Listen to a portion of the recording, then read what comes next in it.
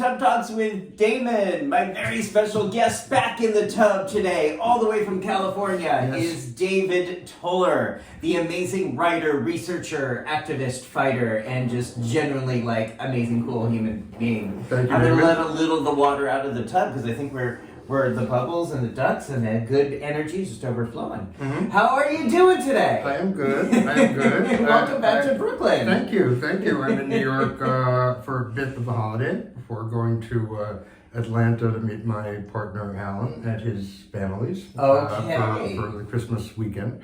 Well, I'm glad I caught you. Thank you.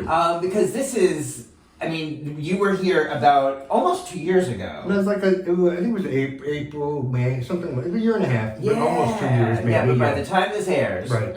It'll been almost 2 years. And in the world of COVID, in the world of medicine and research, a lot has happened. Yes, a lot has happened in my little domain. Yeah, but before we get to that, I want to hear, at this point today, what do you like most about your body? Well, I think last time when this came up, I talked about my chest hair. Yeah. My chest, and I still like that. Still got it? Okay. So here it is. So from that interview, did anyone say anything about appreciating your chest hair? Did you hear anyone say anything like, yeah, body hair is really groovy? I think my boyfriend appreciated that remark, but I think apart from that, it wasn't widely commented on. I did get a lot of, from my, a lot of my readers are people with chronic fatigue syndrome or with myalgic encephalomyelitis, formerly part of the cluster of illnesses that have been called ME or MEC or CFS, chronic fatigue syndrome. So a lot of them were, I think, interested to see me in this venue. Was found it entertaining. Yes. I figured, well, here we go again. Well, good. And as Cher likes to say, here we go again. Okay. And I'd like for people, I want to go backtrack a little bit, but I think people will also get more from this interview if they look at the first part we did. But we're going to cover some of that ground and just kind of explain, first of all, this concept. Okay, so basically, a number of years ago, I started looking into research that was conducted into what was then being called chronic fatigue syndrome, but for various reasons has been called ME, or now government agencies often refer to this syndrome as ME-CFS. The researchers I was criticizing were mainly in the UK and some other European countries. They purported to be documenting that these were psychosomatic illnesses that were induced by people being deconditioned after acute viral illness. They stay in bed, they get deconditioned. So in the UK, which was informing a lot of U.S. understanding. Yes, and so this was basically for 20 or 30 years, there was this worldwide understanding that people with what was called chronic fatigue syndrome, which people often reported after getting a viral illness that they never recovered from, although some people reported this also after environmental exposures or after other traumatic physiological events, after exposure to mold. So there was something that seemed to trigger this, and then people would be in bed, they'd get deconditioned, and then they would have ideations about having a disease that they weren't recovering from. And so this combination of being in bed, having these ideations, was sort of contributing to a cycle in which they would just get more and more sick, and that the two therapies to interrupt this cycle were a form of psychotherapy called cognitive behavior therapy, which can be very useful. But in this case, the specific goal was to alleviate you of your dysfunctional beliefs of having an illness. Or the second one was a form of exercise therapy they called graded exercise therapy. So you were gradually increasing your activities to counteract the deconditioning that you were supposedly suffering from. So I was writing about the studies. Yes. So again, these studies that you're just referring to, sort of the common understanding over the past few decades, were coming from the UK. Coming from the UK, and but adopted you internationally. Right, it got adopted in the US, it got adopted internationally. It's like, oh, this is how we come to understand this thing we don't understand. Yes. As a psychological phenomenon. And behavioral. And you helped me in our last interview understand the gaslighting behind that, because I honestly didn't know that, and you helped me understand sort of the bigger picture, how these studies came to be, and who had a vested interest in these outcomes of these studies. I'm very impressed. Yes, that's a whole basis of it, so that so this has been promulgated for 30 years, and it's easier for everybody if in fact it were true. Patients could get a 3-month course of therapy or an exercise program, and governments, health systems don't want to pay long-term medical care for lots of tests that may be not necessary. Governments don't want to pay, for people to be unemployed if they can't work, and some people can't work for years. And these authors, in particular, have been consultants to disability insurance companies, and so they would advise disability insurance companies that people should not be getting disability unless they had one of these treatments. And the idea is that if these are psychological and behavioral illnesses that can be treated and essentially cured with a course of psychotherapy and a course of exercise, then you don't need anything else to treat them. You don't have to spend any money. And so basically they don't have to, again, just want to make sure we're going, because... Okay, it's very complicated. It's complicated, but we can break down certain facets of this. If I'm a government bureaucracy seeking ways to not fund disability based on this framework we're talking about, one of the ways I could get away with that is by saying, you have a mental disorder. It's your responsibility to get therapy for that. And if you're not we'll pay for therapy. We'll pay for short-term therapy. But we're not going to pay for disability or for long-term disability. Because if you don't get better, you don't really want to get better. Right. You're reluctant. You're resistant. So they don't say it quite that directly, but that's sort of the. But that's the outcome. That's how it plays out. And then again, the U.S. has adopted a lot of these policies. And the U.S. had adopted a lot of these policies and this framework and this paradigm. The psychosomatic or psychogenic paradigm or self-perpetuating paradigm of these chronic illness after an infection.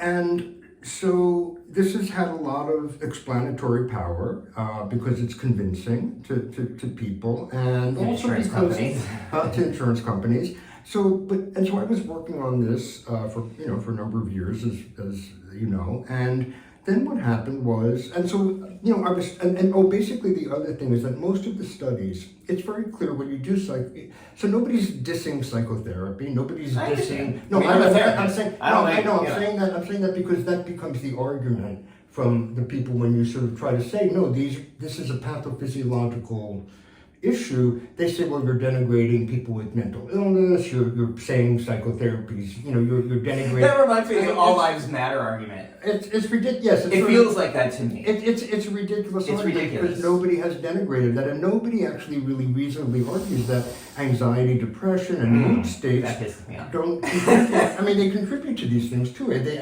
correlate and they exacerbate everything. Correlation is not causation. That's exactly right, because often people, if you have an illness that nobody understands, you're going to get more anxious and depressed. So there is a reinforcing, back and forth dialogue between.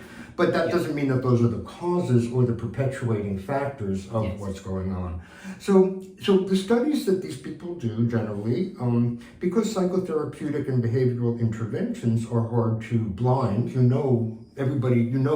unlike if you get a placebo pill or the drug, if you're doing a clinical trial of a drug, no one is supposed to know which they're getting, right? So you can't do that with a therapeutic intervention, it's hard. But the problem is the answers at the end, the outcomes they rely on are not any objective measures. It's hard because we have no blood tests for these or no objective measures, but we do have functional measures like how far someone can walk in a certain distance, how fit they are, do they go back to school, do they go back to work, do they get off benefits. So in all those measures, these studies show that nothing changes. People wear a Fitbit kind of thing, and maybe they report that at the end they feel less fatigued, but in fact they haven't moved anymore in the course of a week. And what these researchers tend to do is when they get those results that show nothing, they leave them off the papers and say that they don't have to report them for various reasons that they come up with. So they only report the positive subjective findings of someone who says, I feel better, but they don't report that, well, they didn't actually move any further or none of them got back to work. So are you saying they don't include the data that doesn't confirm their bias Exactly. outcome? That happens over and over again in these studies, and they get published in major journals. So that was the format that I came into when long COVID started happening. And that was what I was fighting against in the ME or chronic fatigue syndrome space.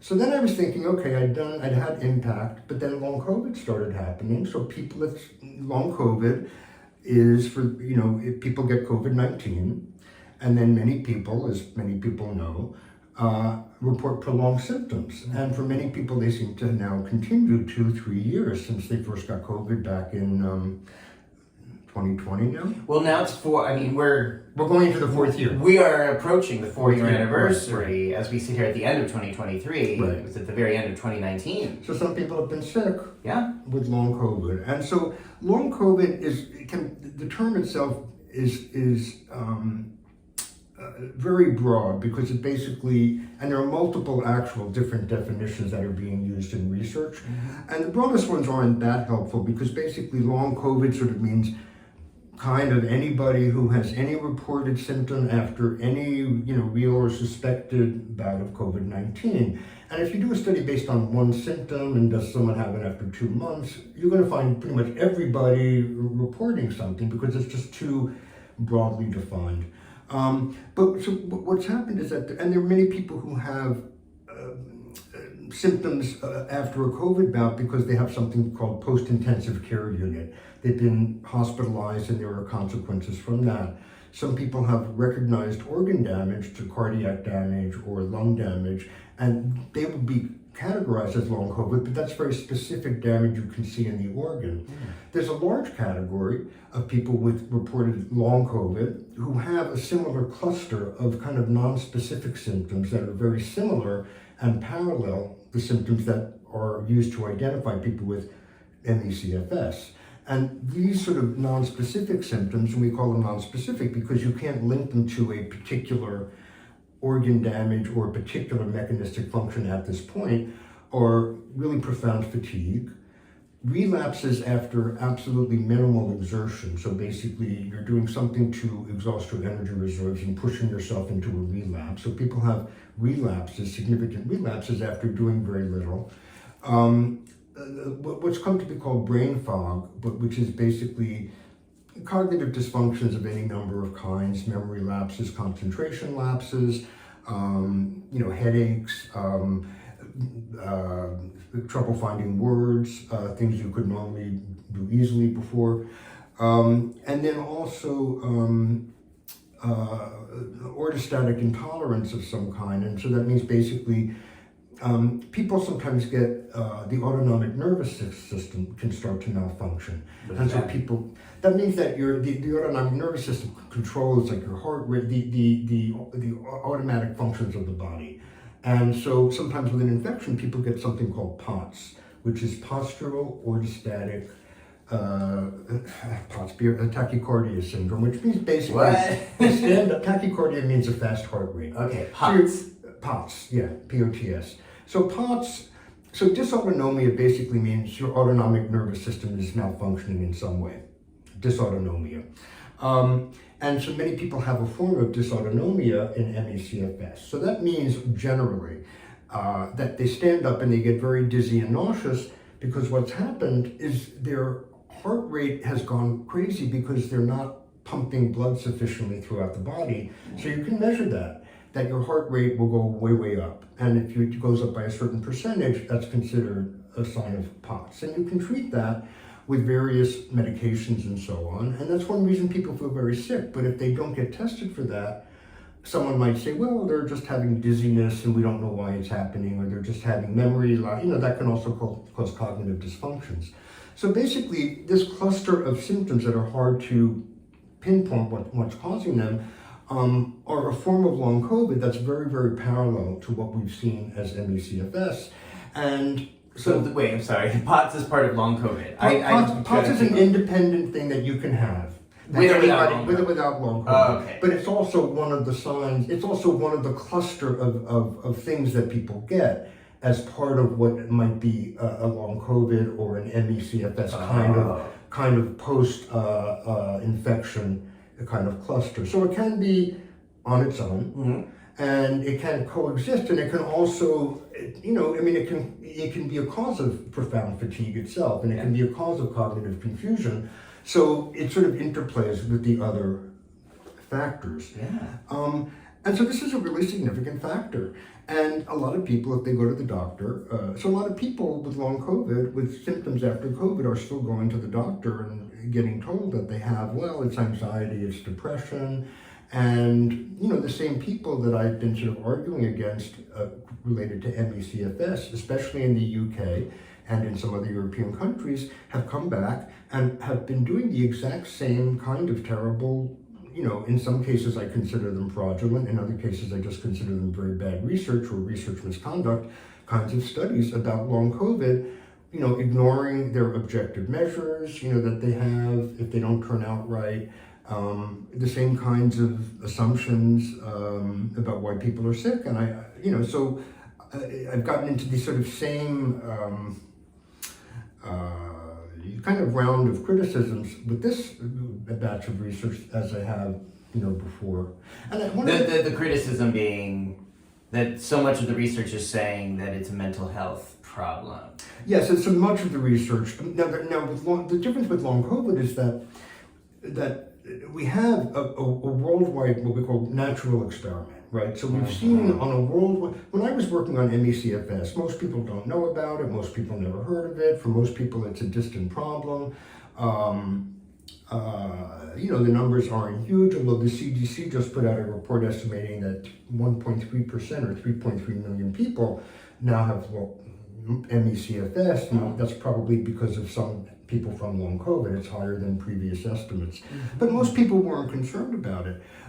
With long COVID, we see on a worldwide basis millions of people, reporting these profound symptoms after an obvious, documented bout of COVID-19. Yeah. So whereas before with chronic fatigue syndrome, it might take 3 or 4 years for someone to go to the doctor to get a diagnosis.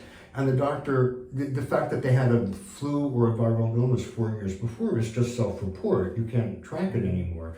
Now they can look at the COVID, the coronavirus, they can track it in the body if it's still there or not. They can track what's happening in all the body systems based on the initial infection. So there's a lot more direct connection between this cluster of long COVID that we're seeing worldwide now and the initial infection. So it gives a lot more robust base for doing all the research that should have been being done for decades, but wasn't. Was really more focused on the psychosomatics of the situation. So now we have a situation where we have not enough money, but more money than was ever spent on chronic fatigue syndrome being spent on long COVID, and a lot of it private as well, foundation money. And so we have a lot of robust data about all the various things that are going wrong in people's bodies or different in people's bodies who are experiencing long COVID symptoms.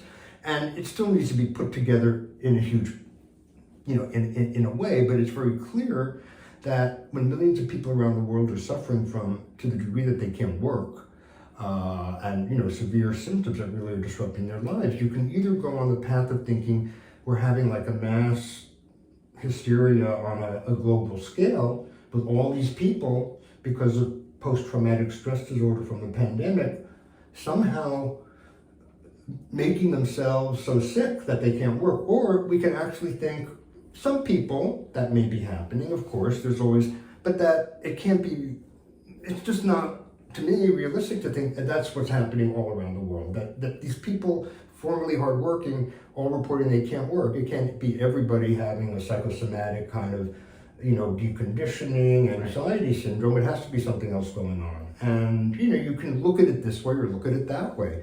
The people I've been arguing with are desperately trying to look at it that way, even as the science, under the weight of all this long COVID, is going this way. this way towards saying this is a real Towards saying this is a medical inflammation. Medical word. Let's not use the word real because the counter argument is always, so you're saying that psychological problems aren't real. No. Nobody is saying that. No, again, that reminds me of like when you say Black Lives Matter and then their retort is, oh, well, white people don't matter. It's Right. like, no, Nobody's that's saying actually that. not what I said. Right, It's but like, that's- one does not. But I'm capturing the word Exclude real the other. because Yeah. you would then be... So they would challenge They me. would challenge They'd be like, you. oh, so you're saying real? Yes, I, of all people who have been doing this therapy for 27 And I years, have would be people saying who- that mental health disorders are not real. That And would I make had so two much people sense. who had two psychiatrists who were boyfriends. I love psychiatrists. Yeah. But that doesn't mean that everybody who has long COVID has a psychiatric illness. And that doesn't mean that all research is fair and biased. It's Unbiased. Unbiased, right. Right. Some of it there is bias, and sometimes that's unconscious. I And think for sometimes me it's this has financial. I've been really shocked at the low quality of peer review in some of these major journals like the Lancet and British, formerly British Medical Journal, now called BMJ. These journals these journal companies all have a stable. So it's not just the Lancet, it's Lancet has many, many journals. Right. BMJ has many, many journals. Why do you think they're making exceptions to some shoddy I think research that- when well, they're I think- usually so consistent? Well, I mean, I think that in the case of the Lancet, the editor, so the Lancet published the premier study that was considered the gold standard for this research called the PACE trial, which was published in 2011 in the Lancet. That was the one that not the first, but it was the main one that was purporting to finally prove that cognitive behavior therapy and exercise therapy could cure chronic fatigue syndrome, and it was big bust, and in my opinion, a fraudulent trial. But the Lancet published it, even though there were really, really, really obvious ridiculous flaws in it. And part of the problem for the Lancet is that the same editor, Richard Horton, had also published the 1998 study of vaccines purportedly causing autism, called the Wakefield study. By the author was Dr. Andrew Wakefield, a British doctor. I'm sorry, maybe he wasn't British. I'm not sure where he was from. He may have been from the UK. I'm not sure where he was from. So I retract that. But anyway, Andrew Wakefield. He purported to show that there was this connection, and it ended up being retracted. And so the same editor, Richard Horton, when the PACE study was published in the Lancet, came out swinging, criticizing anybody who criticized it as being patients, as being harmful to the scientific project, and on and on. And he's just wrong. So, but he's sort of, it would be a big black face for him, black mark for him, if he were to retract this study as well. But it's a fraudulent piece of garbage, and it really needs to be retracted because the failure to retract it is continuing to harm patients.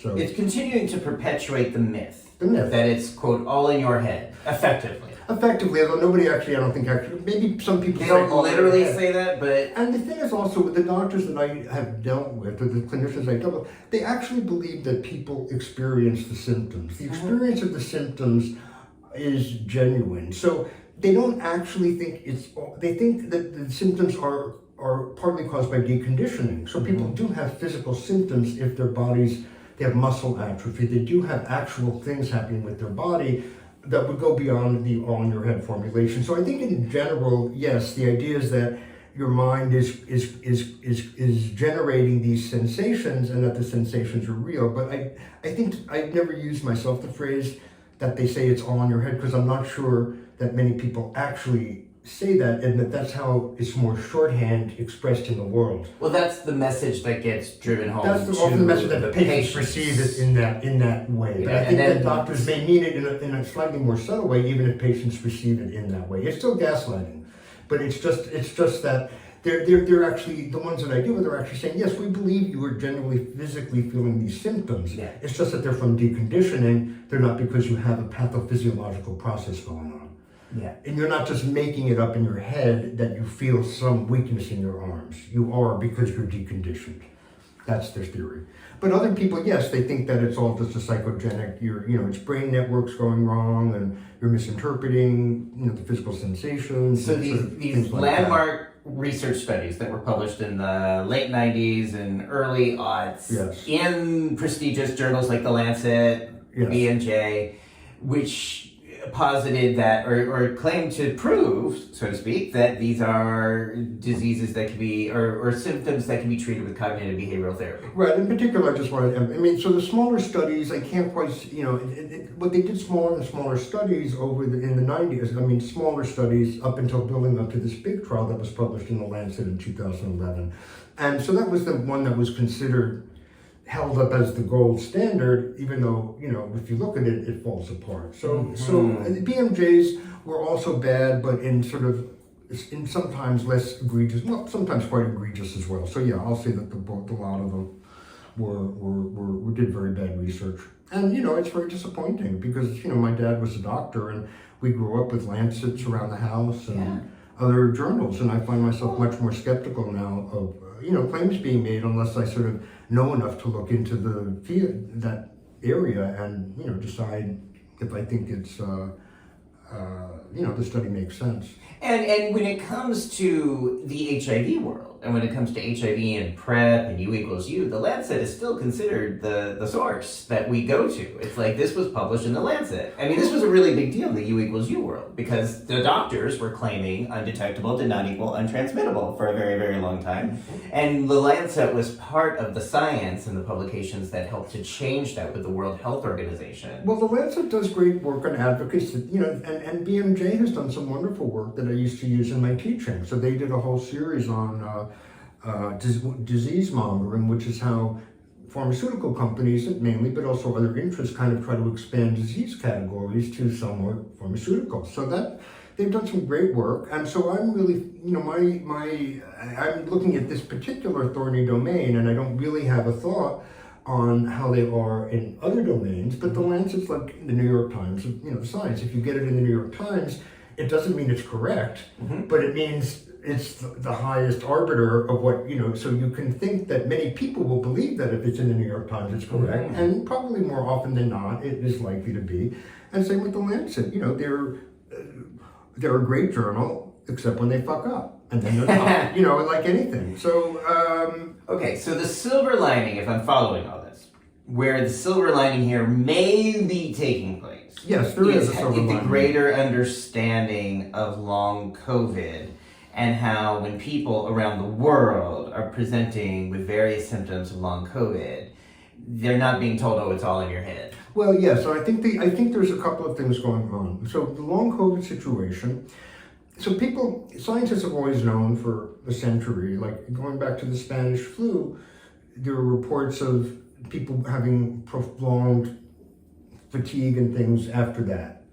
Some people. So, and studies have shown for a long time that after any viral epidemic, there are a viral outbreak of things like West Nile virus or SARS-1 or whatever, and regular flu, there's a certain percentage of people, small percentage, but not insignificant, whatever percent, continue to have reported problems, often neurological seeming problems, motor skills, or some headaches, or this profound fatigue. And so that's a common phenomenon, and so people should have been prepared for it, with long COVID, but really only people in the ME/CFS community seem to be predicting the secondary wave. But now what's happened is that there's sort of a paradigm shift in the kind of world of, it used to be called post-viral illness. Now with long COVID, we actually see that there's a lot of evidence that in some people there may still be virus replicating or virus active in some tissue we don't know. There are parts, defective particles of virus or parts of like the spike protein still exist. So now the term has become post-acute infection syndromes. So instead of post-viral or post-bacterial, because we don't know that it's fully post-viral, the virus may still be doing its thing. So there's sort of there's become a much greater understanding in the last 2-3 years that there is this huge domain of post-acute infection syndromes. And so, Lyme disease would also be something like that. Other conditions in which there's an infection, and where there seem to be, even after resolution of the infection, there still seems to be prolonged symptoms. That's a very common thing. And so, or not a very common thing, but it happens with many infectious illnesses. So there's sort of this whole understanding that this is a whole area that we've under research and that long COVID has really put in the spotlight.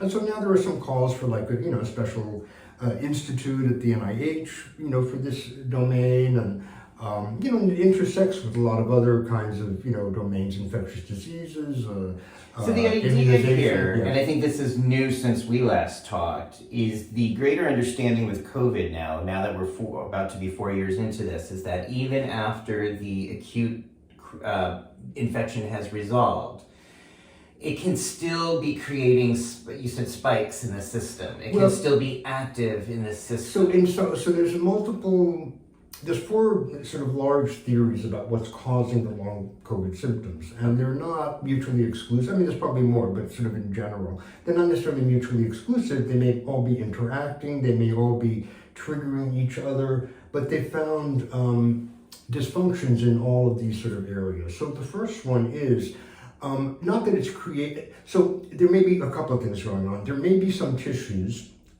in which the virus is replicating or not replicating but still intact and sort of hiding out, right?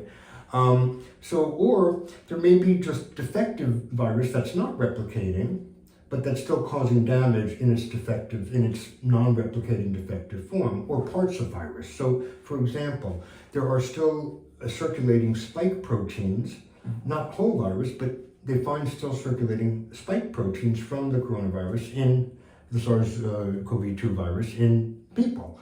And so that spike protein might be connected to various downstream processes that's causing damage. So that's sort of one area. A second area is that something about the infection may be triggering autoimmunity syndromes.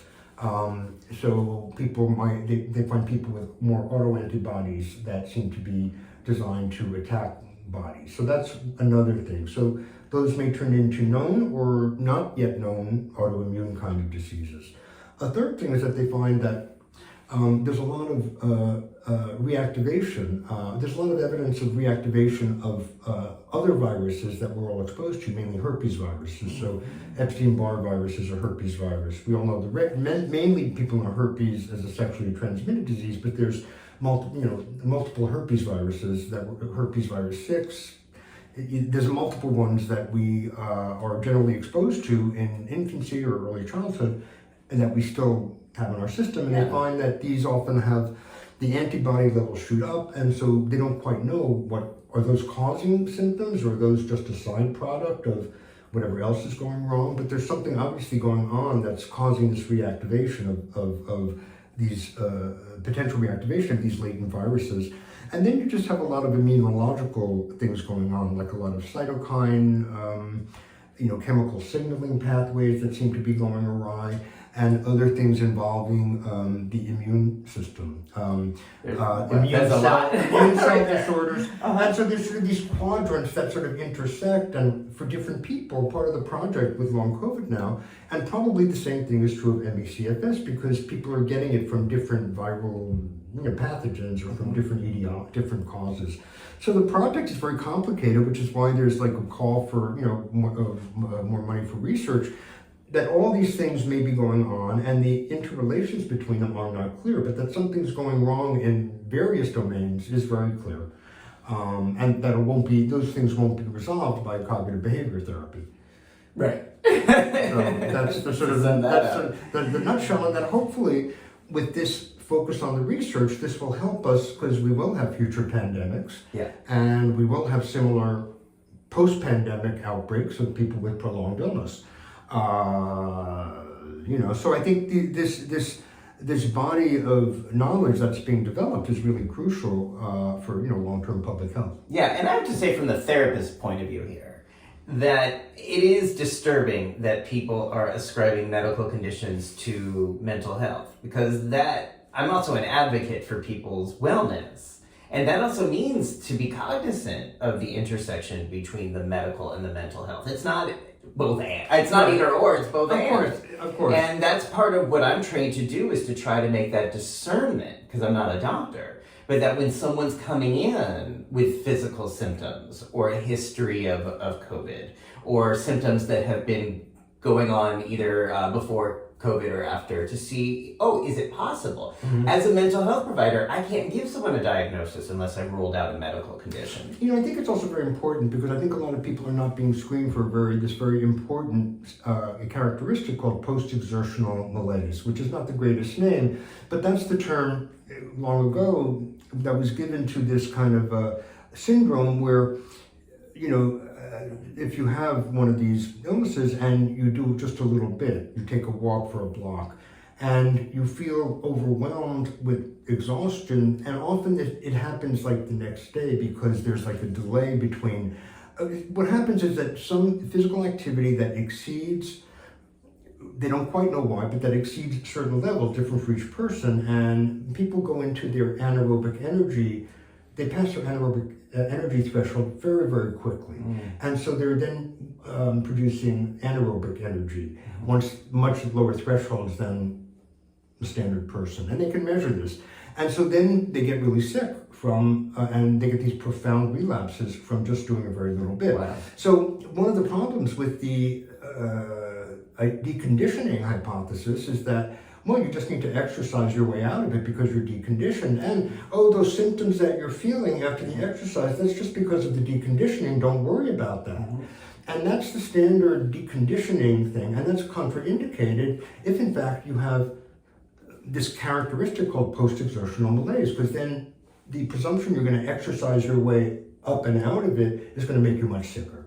And so patients report this, but doctors don't really listen to them and haven't really, until long COVID, people with ME knew about PEM, post-exertional malaise, for years, but most doctors had never heard of it. But now you see the doctors dealing with now it's in the medical literature much more. Now, there's advice if you have a patient with long COVID, make sure to see if they have, if you're doing a study, these studies of exercise for long COVID don't distinguish often between those who have post-exertional malaise, for which this is a bad idea, and those who may really be deconditioned, who have some other form of long COVID and they don't have post-exertional malaise. Now, where this gets very, very murky as a mental health practitioner is because many of these symptoms do and are also found under trauma and PTSD. And here in New York City, let's go back to 4 years, we have had COVID. We are all facing the collapse of the American democracy, or the potential collapse, which not is just in New York City. No, in the U.S. We're looking and we're seeing a valid presidential candidate who is openly making hate statements and advocating rape against women and all that nasty stuff. We're seeing that on the news every day. Here in New York City, we were especially afflicted with monkeypox. That is still impacting the LGBTQ, mostly queer men on the trauma level, plus all the violence we're seeing on the news with the war. So there's a lot of layers, not to mention just the general racism and transphobia and homophobia that's prevalent and rising in the subways and on the streets right now. So we look at all that together. And what I see in my therapy room is that a lot of people are coming in with some of these symptoms. Fatigue, brain fog, distraction. And it appears to me in many of the cases, especially, there's always a never perfect process of discerning, but a lot of that I'm seeing is related to ongoing prevalent trauma. I think that can very well, obviously trauma is trauma, and it can create all those symptoms or generate or exacerbate all those symptoms. I think the key thing is that the person needs to be investigated by a clinician who is really, really, really aware of long COVID and how to investigate it before those assumptions, are made. Obviously also those things are linked, like depression and inflammation are linked. So it may be that they're having an inflammatory process. Say that again. Depression and inflammation are linked. Okay, and that gets back to, I wanted to, the distinction that you're making between CFS and ME. Because I learned this from you the last time we talked, because I didn't know this. CFS stands for chronic fatigue syndrome, which is, saying a syndrome. ME, which I can't say myocardial encephalitis. So what happened was there have been outbreaks of unexplained illness throughout the 20th century. One of them was in England in the 50s at a hospital, the Royal Free Hospital in London. And it was a couple of hundred, almost 300, I think, mainly nurses or mainly women got sick and had had prolonged, some of them had prolonged illness. At that point, it was called myalgic encephalomyelitis. So it was given the name myalgic encephalomyelitis, which basically means muscle pain with inflammation of the brain and central nervous system. Okay, so inflammation, that's the key. This is what helped me understand this before when we talked. Inflammation, which is a medical situation. Right. Which is a different way, and I think a more effective way to understand what is typically or been often described as chronic fatigue. It has to do with inflammation. It may be. So that's so at that point it wasn't. It's not 100% clear. Inflammation in the brain is apparently somewhat can be difficult to measure. So in the 80s, when the Centers for Disease Control was investigating an outbreak in Lake Tahoe area, because then there was a big outbreak in the U.S., and that's when the term, and the CDC's team decided to call it chronic fatigue syndrome, because the name, one reason the name myalgic encephalomyelitis was not appreciated was because it gave a causal or a descriptive definition. And the argument was, well, we don't know there's brain inflammation, so how can we call it this? So they called it chronic fatigue syndrome, which they considered very descriptive. But the problem with that name is that it's so trivializing that everybody says, oh, I have chronic fatigue. First it gets shortened to chronic fatigue, which is a symptom of everything, as opposed to being a specific disease entity called chronic fatigue syndrome. So patients have generally hated that name, and many have preferred the name generally myalgic encephalomyelitis, because there are studies, if you give a serious name to something and an unserious name and you show the charts to medical students or medical personnel, they'll assume, given the exact same data, they'll assume the person with the serious name disease, if the chart says ME, that person is sicker than the person. So those names have practical real world bias implications. Bias. So especially in the COVID era, it's in England, the people I fight, they prefer to still call it CFS, or they call it defiantly CFS-ME. However, governments around the world, in the US and the UK at least, are now referring to it in a sort of bad compromise as ME, myalgic encephalomyelitis / chronic fatigue syndrome. Okay. So nobody likes that combined solution because there are multiple case definitions for the two entities, and you really need to have the right one to do the research. But what I think is really important about that is that the one I can't say, encephalomyelitis. You can say ME. Everybody can say ME. But the key there, the important difference from the consumers that I want people to understand is that it refers to inflammation, which, as you pointed out, can also impact depression. Right. Which can impact energy. And that's a really important thing for people to be aware of. And that's an important thing for mental health therapists and social workers to be aware of, that there can be inflammation that can impact mental health symptoms. Absolutely. Yeah. And that has been problematic. I mean, the pinning of this, of saying, oh, you're a person who's just depressed, you should get out of bed and exercise, is problematic. It's problematic. I mean, again, exercise, I'm a person with a history of depression, so yes, exercise is good for depression. You know, but if the depression is, but again, these things are very complicated, and sort of the overly simplistic idea that people,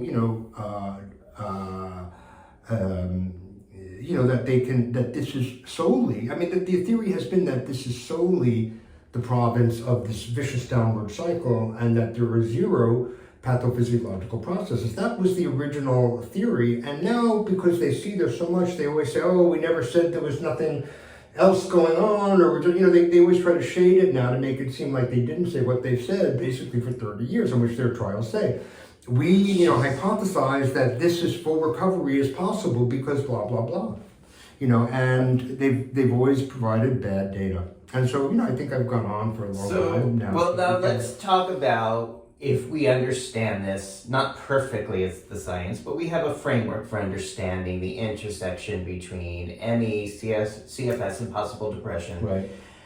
what do we do with that? What are the treatments? What are the options that people may have to feel better? So basically, so much time has been spent researching with ME, CFS, these psychological behavioral treatments, and they still get money to do more in England and in Scandinavian countries, and they're still promoting that idea. But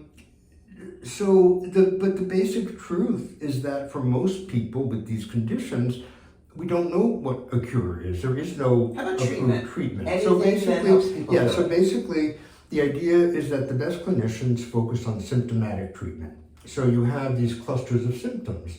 So, and again, there's, some people, there are certain medications that have been, people report having been helpful, but the studies are, have not been done in large enough amounts yet. So for certain things, there are certain treatments for the spots that I talked about, for example. People will wear compression socks that'll push the blood up. There's also certain medications you can take that may help with that. There's probably certain, people learn how to, if they have post-exertional malaise, they need to learn something called pacing, which is sort of what you consider not doing things until you're already over your limit, but knowing what your limit is and staying within that limit so you're not triggering these relapses. And so, people who seem to,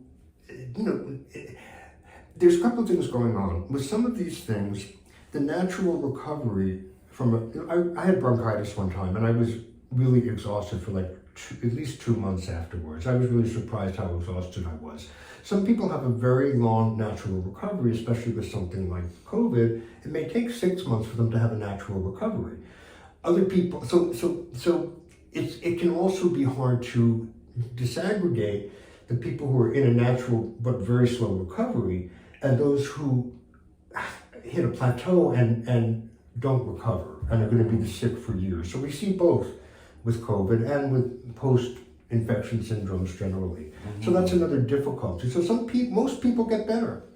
Most people get an illness and they get better. So natural time can make it better. Yes. Do we know anecdotally? And if you have this post-exertional malaise and you find you do something, you get exhausted, rest. Don't push yourself beyond what you think you can do. If your body's easier said than done. Of course. For a lot of people, especially New Yorkers. The people who often might get the sickest are ones who sort of might keep pushing themselves rather than letting their body rest as much as it needs to. And it's frustrating for people who want to get out and go. It's also for people who have to work. And people who can't afford not to work. There's also a socioeconomic thing here, whether you can and can't take time off. Anecdotally, do we know anything, or have you heard anything about holistic treatments that help?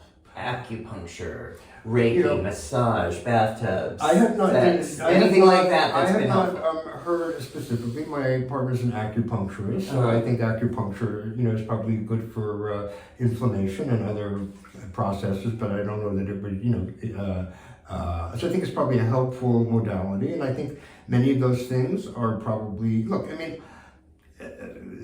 therapy, if you're having, it's going to be challenging. It's very difficult for many people. So therapy is helpful in that way to cope with that. Meditation. All these modalities are probably helpful, but nothing like with anything. Good nutrition,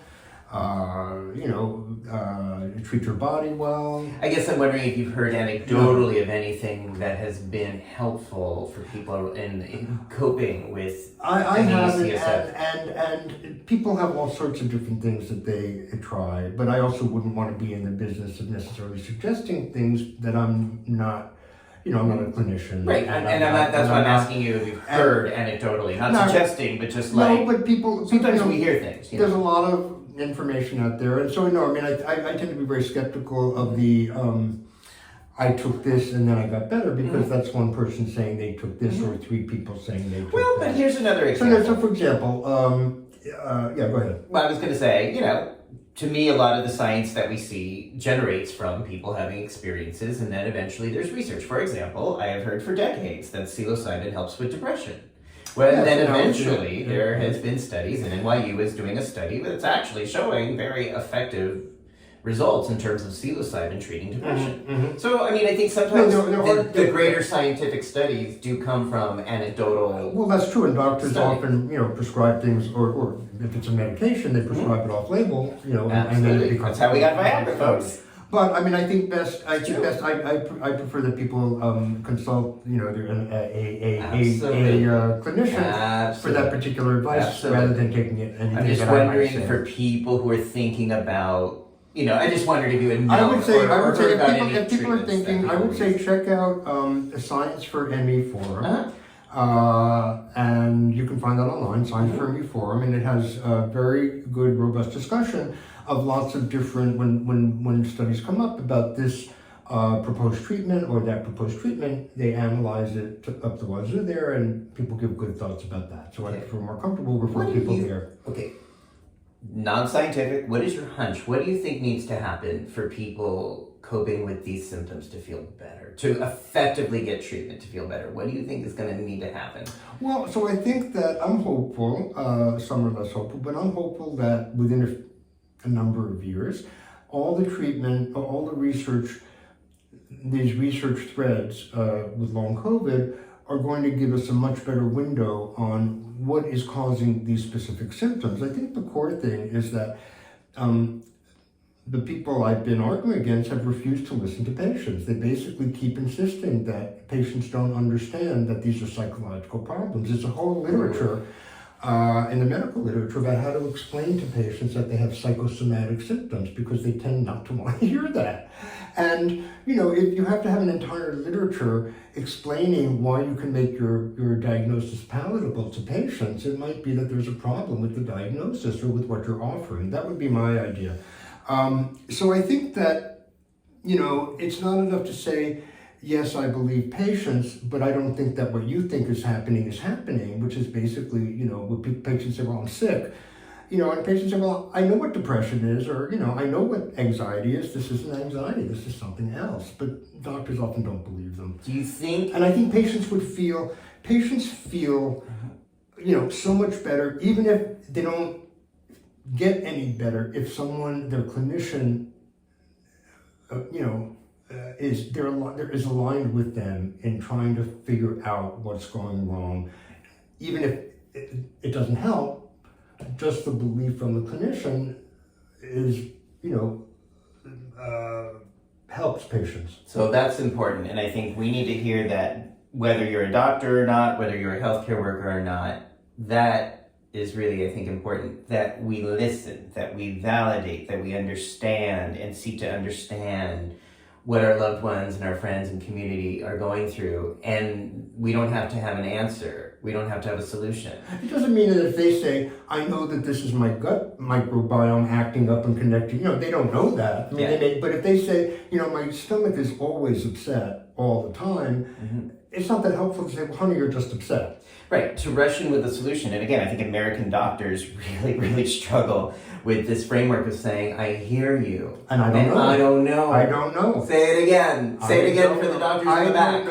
I don't know. Doctors have a hard time saying I don't. And they want to be helpful. They want to offer treatment. Yeah, but you know what? This is where I get into it with doctors. Because, it's not just an individual. This is appears to be systematic in the American medical system with doctors. Nurses are a sort of different take.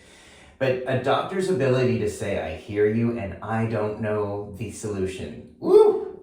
Doctors really struggle with that. But I think as friends, as advocates, as bathtub listeners and watchers, as people who might have a friend or a loved one who's experiencing this, that might be the best thing and the most compassionate thing we can do. Doctors also have 12 minutes in an appointment where that's enough time to say, I hear you and I don't know. It's true. Let's work on this together. They're under a different kind of pressure in their systems. I don't buy it because you can still be empathic and compassionate in 12 minutes or less. I'm trying to leave a little opening for them. I know you're being opening, but that's my challenge. Okay. Somebody's watching this and thinking, maybe this is something I'm going through. Maybe I'm having this problem. Maybe these clusters of symptoms I can't explain that aren't getting better in therapy are related to and it can be inflammation. from a very mild symptom. It can be from a very mild COVID infection can lead to these symptoms as well. What do they do, David? What would you recommend somebody who is watching this interview and thinking, oh, maybe I'm having this problem? What would be next steps they could I do? would say that make sure that you have a clinician that understands, that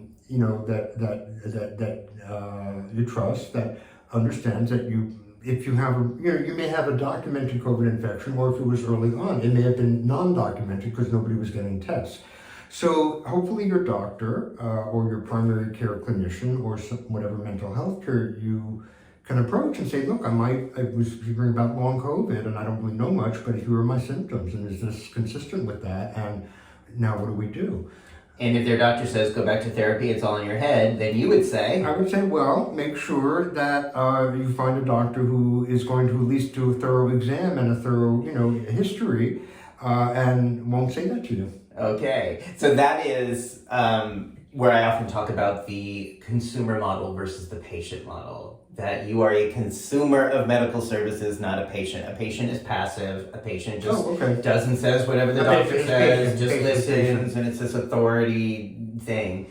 And a consumer says, I'm going to consume medical services, and if you're not going to give me adequate medical services or treat me like a piece of shit when I walk in your office or disregard my symptoms, I'm going to go to someone who is aware. And thanks to telehealth and thanks to websites that you're going to give me, so I can post them below, there are ways to find responsible providers who will listen and understand and at least be able to tell you what they know and what they don't know. There are also now, long COVID clinics, some better than others, some... Is there a database where someone is concerned about fatigue or inflammation that they might be able to say, oh, here are providers in my area who might have a better understanding? I'm just going to post an interview later today or tomorrow that I did. So the one excellent resource I want to give a shout out to my two colleagues and friends, Betsy Lady Jets and Miles Griffiths, and they're two young journalists, and they started a publication this month, I guess they announced it, or just now, called The Sick Times. Uh-huh. And so it's basically long COVID, also, ME/CFS and other stuff, but for now, mainly long COVID. So they just did an article last week. A federal agency just gave money to a small number, 9 or 11, I can't quite remember the number, I think 9, long COVID clinics around the country. So I just did an interview with her about that and what they're looking for, and so I'm going to post it, and I'll post a link to the article. And so if you look up the Sick Times and look up long COVID clinics, you'll find some, they're in different areas of the country, and so you'll find the kinds of things that they're doing. And these are ones that, presumably are more attuned to some of the complications of long COVID than others that maybe we're not getting this federal money. Okay, so you'll give me that link right down below. As we start this new year together, start this new journey, what, if anything, gives you hope? That could be a very general question or a specific question.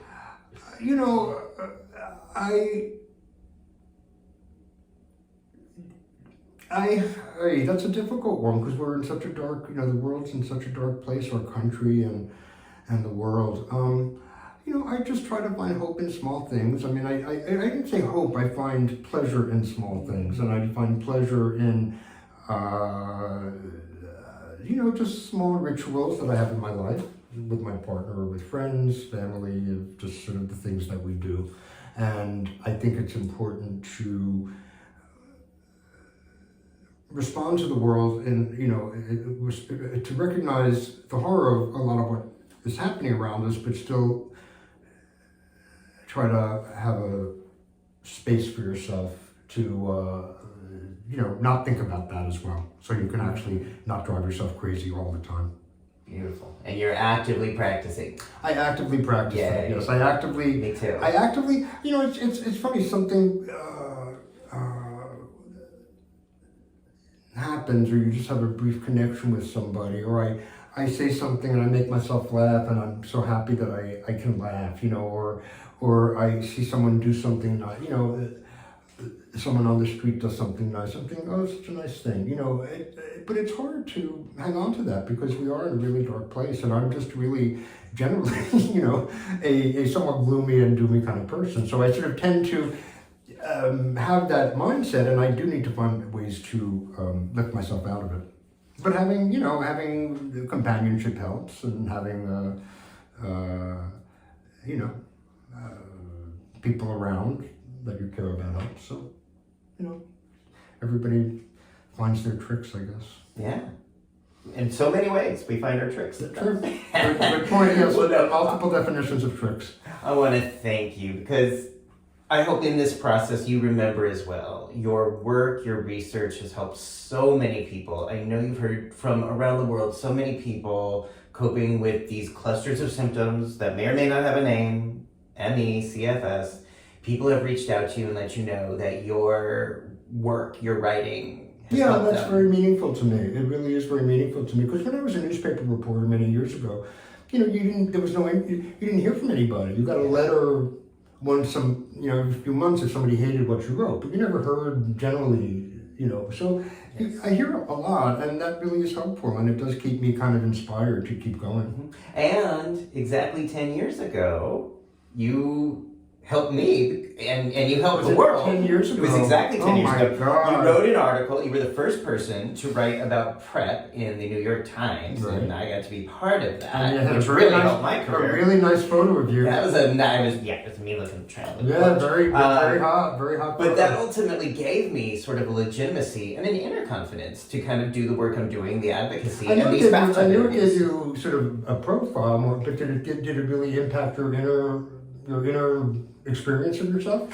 Oh yeah, I mean it helped in terms of it helped my credibility in the community, which then generates more self-confidence right. in someone. Right. I mean I'd been working in the field for 20 years. I can say that was exactly my intention 10 years ago. Right. To lead us to this bathtub. I had no idea that it had that effect until you told me a year or so ago, but I was very glad to hear that. Yeah. So I think we can benefit from taking our pleasure and our gratitudes where we can find them. And I just think for you, in both your inner world and in the outer world, there's a lot that you have been doing to contribute really loving energy in this place. I'm 67. Yeah. And you have to, I think I realized that to get to this point and actually you sort of have to have come to those experiences. You have to come to that understanding. I mean, if you haven't, at some point, generally, I mean, everybody has down points and stuff, but if you're this age and you haven't generally, I just think over years, otherwise you go crazy if you didn't generally think that you were doing something positive in the world and that kind of thing. So, but anyway, thank you. I appreciate that. Thank you. All right. So links will be below. Where can people follow your work, or where would you like people to follow you? Okay, so I blog at Virology Blog, which is virology.ws. But if you just look up Virology Blog and my name, you'll come up with my blog posts. And I'm on the site formerly known as Twitter under David Tuller 1, but I don't know how much, I'm there for now, but I don't know, and I'm on Facebook, and, but basically you can follow my blog. If you just search my name, you can find me at Berkeley and email me. Okay. So I'm at Berkeley, right, I'm at Berkeley, so you can find me at Berkeley. Okay. And the links to... And I'll send you the links to Science for ME forum. Okay, beautiful. And if you like this interview, subscribe. This is the beginning of a new year. I'm really excited about the new year, and, for a lot of reasons. I'm worried about some stuff, but I'm also really, really hopeful about a lot of stuff. What inadvertently has helped me in this bathtub situation is talking to people like you who are doing such amazing work around the world. Every guest that I've interviewed, now there's like 126 I know there's a lot or so, all do stuff that How many are you doing? Like, are you doing one a week? Or? About one a week. I've slowed down a little bit. Yeah, okay.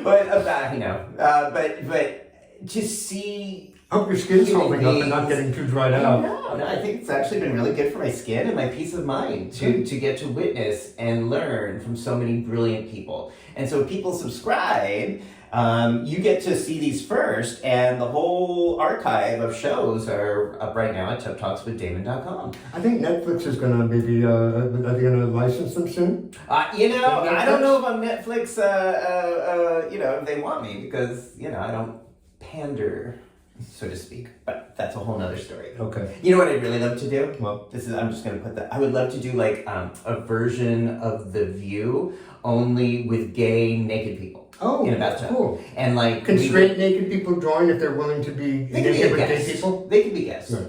But we would have, a panel of different queer men of different backgrounds, of different races, ages, life experiences, and everything in a bathtub. One tub or their own, each in their own? No, together. Oh, okay. That we would be together in a tub talking about the issues of the day, the concerns, the fears, the hopes, and, debate and, who knows? Throw ducks at each other, who knows? But the wet queer view would be. I think I'd like Anna Navarro or Sarah Haynes to come. I'm not really big on Sunny, and Whoopi kind of is fine, but she gets on my nerves. I actually like Alyssa. Alyssa, she's cute. I like her too. Yeah, she's good. Yeah.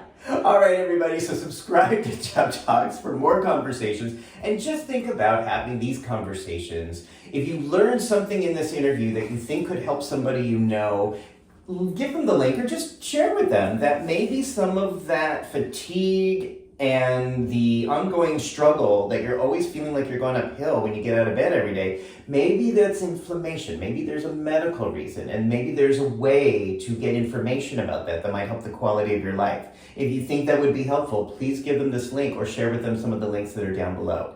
All right, everybody, thank you for watching. Happy New Year. Bye. Bye.